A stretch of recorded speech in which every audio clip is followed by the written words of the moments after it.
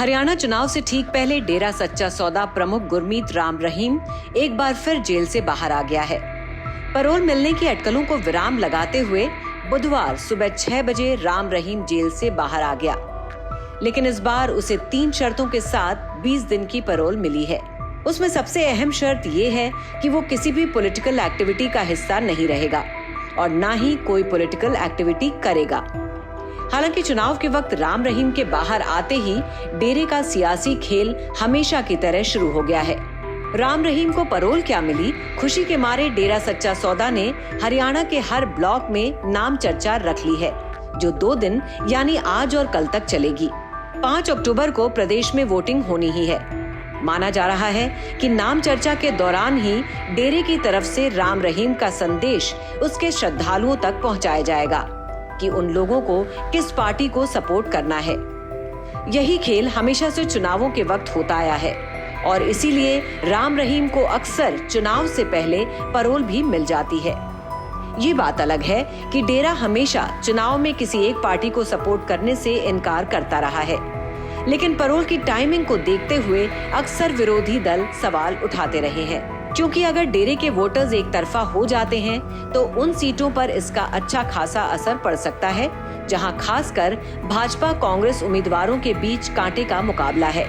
इस बीच चुनाव आयोग से जुड़े सूत्रों का कहना है कि हरियाणा सरकार से कहा गया है कि अगर राम रहीम आचार संहिता या पैरोल की शर्तों का उल्लंघन करता है तो उसकी पैरोल तुरंत कैंसिल कर दी जाएगी। दरअसल कांग्रेस ने आपत्ति जताते हुए इलेक्शन कमीशन ऑफ इंडिया को एक चिट्ठी लिखी थी। AICC की लिखी चिट्ठी में कहा गया है कि राम रहीम जेल से बाहर आया तो चुनाव को प्रभावित करेगा, इसलिए उसे आचार संहिता के दौरान पैरोल न दी जाए। साथ ही ये भी कहा गया है कि हरियाणा में राम रहीम का काफी प्रभाव है, जिससे वो चुनावों को सीधा प्रभावित कर सकता है।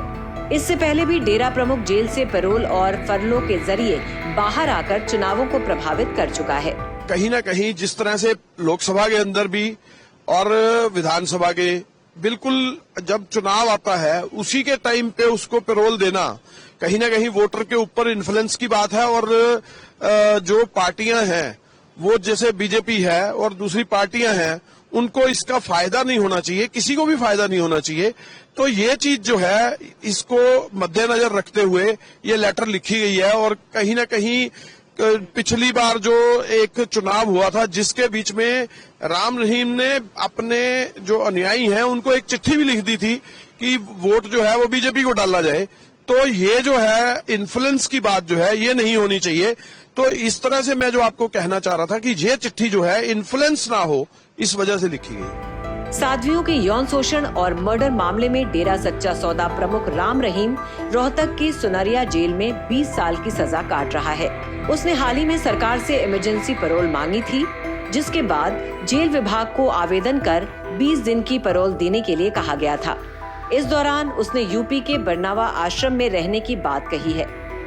आपको बता दें, अगस्त महीने में भी गुरमीत राम रहीम 21 दिन की फरलो पर बाहर आया था और अब एक ही महीने के अंदर उसे फिर से 20 दिन की पैरोल मिलना अपने आप में सवालिया निशान खड़े करता है। अब देखने वाली बात ये होगी कि नाम चर्चा के दौरान रेडे में हो रहे कार्यक्रमों में किस सियासी दल का खेल बिगाड़ा जाता है और किसे समर्थन दिया जाता है।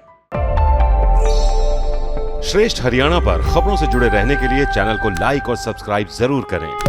बेल आइकन दबाएं और देखते रहें श्रेष्ठ हरियाणा।